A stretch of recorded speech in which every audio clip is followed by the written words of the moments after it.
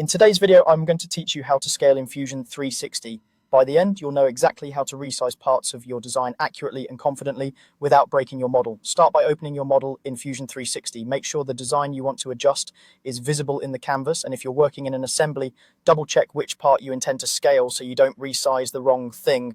It's also helpful to look at the browser on the left to confirm whether you'll be scaling a body, a component, or a sketch.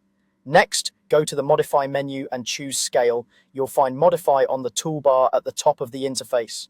Selecting Scale opens a dialog and switches you into a mode where Fusion 360 is asking what you want to scale. A quick tip: if you ever have trouble locating commands, you can use the search bar at the top of the app to type Scale and jump right to it. Now, select the item you want to scale. You can click a body, a whole component, or a sketch. Bodies are great if you want to resize a single solid. Components are best when you need to resize everything grouped under that component, which can include multiple bodies. Scaling a sketch changes the 2D geometry that drives features, so be mindful if your model is heavily parametric.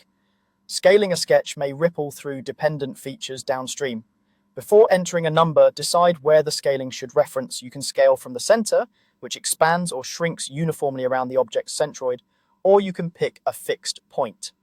Choosing a fixed point is useful when you want one corner, edge, or a specific vertex to remain anchored while the rest grows or shrinks. Just click the point selector in the dialog and pick a spot on your model, a construction point, or even an origin point for precise control. Enter your scale factor. This is a simple multiplier. A value of 2 doubles the size, 0.5 halves it, and 1 keeps it the same. You can use decimal values for fine adjustments, like 1/5 for a 5% increase.